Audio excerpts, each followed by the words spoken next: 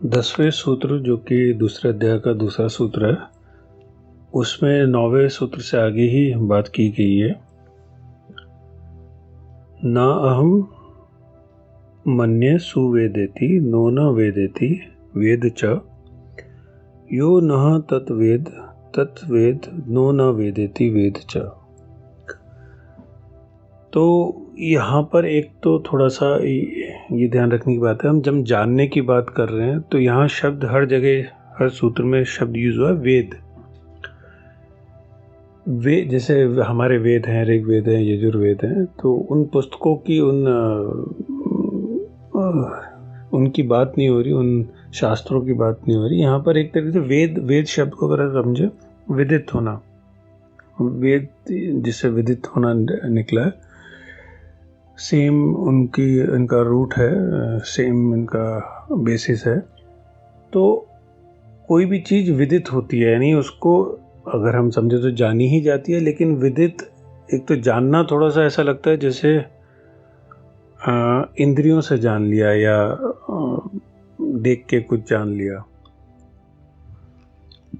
तो विदित खाली इंद्रियों से जानने तक सीमित नहीं है। विदित थोड़ा सा उस दिशा में भी है कि जब बोध हो गया, ज्ञान हो गया, कुछ और भी होना या समझ में आना हो गया, समझ में आ गया, कुछ और बोध हो गया। जरूरी नहीं है कि उसका इंद्रियों से ही जाना जाए, बट या मन से ही जाना जाए। बोध होना मतलब किसी और तल पे कोई बात बन गई जैसे।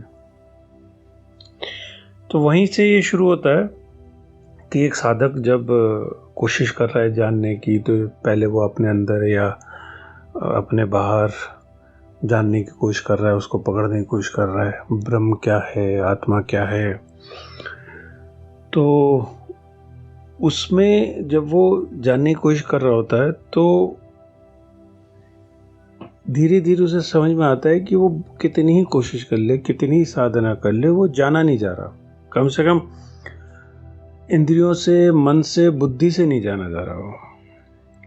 तो इसलिए उसको गहरे में समझ में आने लगता है, अहम सुवेद इति न मन्ये, कि धीरे समझ में आता है कि मैं उसको ढंग से नहीं जानता, ब्रह्म को नहीं जानता, आत्मा को नहीं जानता। मैं कम से कम उसे बिल्कुल अच्छे से नहीं पकड़ में आ रहा, अच्छे से समझ नहीं आ रही। थोड़ा कभी कभार एक आभास सा समझ में आता है, कभी कभी एक जैसे चिंगारी से उठती है, लेकिन बात बनती नहीं। तो इसीलिए वो ऐसा भी नहीं कह सकता कि जानता हूं, और ऐसा भी नहीं कह सकता कि नहीं भी जानता। नो न वेदेति वेद च। क्यों? क्योंकि गहरे में उस दिशा में जब बढ़ रहे हैं तो थोड़ा थोड़ा हल्का सा आभास भी होता है जब एक साधक उस तल पे पहुंचने लगता है। लेकिन पता चलने के बाद भी, अगर किसी को, साधक को पता चल भी जाए, तब भी वो ये नहीं कह पाता कि मैं जानता हूं, अहम सुवेद, कि मैं अच्छे से जानता हूं। तो इसका कारण है क्योंकि मैं कभी भी, अहम जो है, मेरा होना जो है, मैं कभी भी उसको अच्छे से नहीं जान पाऊंगा। तो मेरे के तल पे, मैं के तल पर वो थोड़ा सा अनजान ही बना रहेगा। थोड़ा क्या, काफी अनजान ही बना रहेगा, उसका सिर्फ एक आभास सा होगा। तो जब तक मैं का तल है, मैं के तल से जानने की बात होती है, मैं के तल पे जब बताने की बात होती है कि मैं जानता हूं कि नहीं जानता हूं, तो मैं कभी भी ये नहीं कह पाऊंगा कि मैं उसे अच्छे से जानता हूं। लेकिन फिर आगे कहा गया है, जो कोई भी हमारे अंदर इस तत्व को जानता है, जब जानना होता है तो एक तरफ मैं होता हूं जो जानने की कोशिश कर रहा होता है, जो कभी नहीं जान पाता। लेकिन कहीं मेरे अंदर एक तल ऐसा भी हो सकता है जो जानता है, जो यह तत्वेद। तो मेरे अंदर एक तल, एक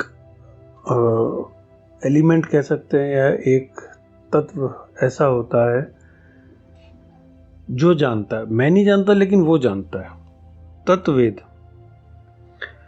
और मजेदार बात यह है कि जो जानता है उसको भी मैं जानता हूं ये नहीं कह सकता। तो वही पहली लाइन में जो कहा गया है वही दूसरी लाइन में रिपीट हो गया, नो न वेदति वेद च। ना तो मैं ऐसा कह सकता हूं कि मैं उसे नहीं जानता, क्यों? क्योंकि कुछ ना कुछ उसकी भी समझ है, उसको भी जानना है, लेकिन जो जानने वाला तत्व है उसके बारे में ये कहा जा रहा है कि उसको भी मैं थोड़ा जानता हूं, थोड़ा नहीं जानता एक तरीके से। और दूसरे तल पे जो एलिमेंट मेरे अंदर है, जो ब्रह्म को जान सकता है या जानता है, जो आत्मा को जानता है, वो असली में जानने वाला है। और एक साधक को एक तरीके से उसी बात को पकड़ना होता है, उस तल को हम कह सकते हैं, उस एलिमेंट को। इनफैक्ट जैसे हम कह सकते हैं वो खुद आत्मा ही आत्मा को जानती है, ब्रह्म ही ब्रह्म को जानता है, जैसे ये बात आती है बहुत बार। तो एक साधक जब खोज करता है तो ये थोड़ा सा बात समझने वाली बात है कि